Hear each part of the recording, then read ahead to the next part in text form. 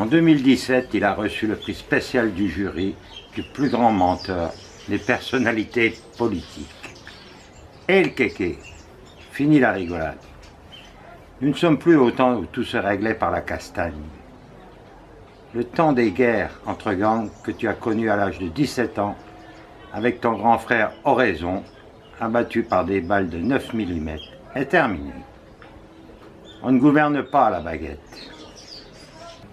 Tu as beau être passé par les bancs de l'école des apprentis formés par Zampa, Guérini, tu n'es toujours qu'un petit, très petit dans ce monde. Même les gitans, dont tu as le physique, se font menaçants.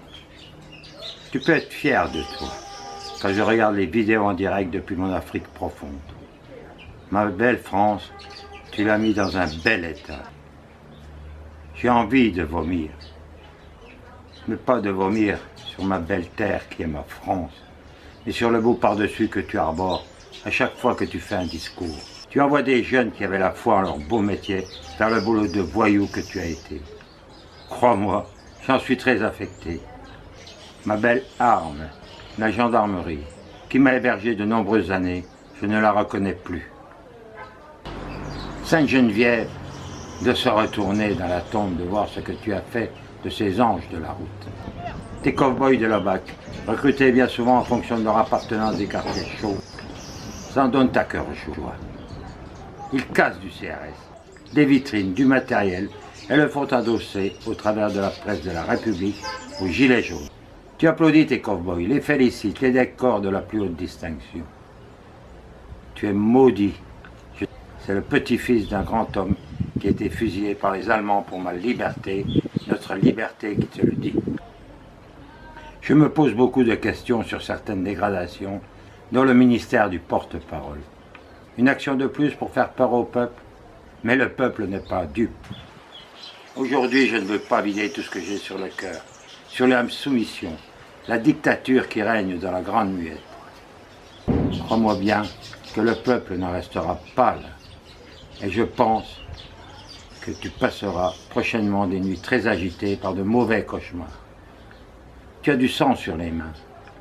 J'ai connu la révolte du printemps arabe aux premières loges et le président de l'époque, Ben Ali, a vu clair et a opté pour la bonne solution. Le peuple ne veut plus de toi, du gouvernement et du berger providentiel. Quelles sont les raisons qui te poussent à t'accrocher à ce poste que tu as obtenu après un forcing? Cette place n'est pas réservée à un ex-voyou, mais à des personnes intègres, d'honneur, qui respectent ses prochains. La plus grosse erreur qui a été faite, c'est de rattacher, ma belle arme, la gendarmerie à ton ministère. En ta qualité de chef, tu fais partie de cette escouade de destructeurs. Et tu es responsable des ordres et agissements de tes troupes. C'est facile de faire le cake devant ta horde qui t'est soumise, ou de donner des ordres dans ta salle de commandement. Mais serrer la main à un gilet jaune, tu ne sais pas le faire. Et pourtant, eux, ils ont les mains propres. Une chose est certaine, c'est que les images en direct diffusées dans le monde entier défigurent entièrement mon pays. Et vu ton obstination, cela ne te gêne pas. Tu viens encore de te distinguer en promettant des augmentations de salaire et primes aux policiers, alors que le directeur de la gendarmerie, dans le cadre de la parité police-gendarmerie, annonce 40 €. Tu viens encore d'enfumer la police.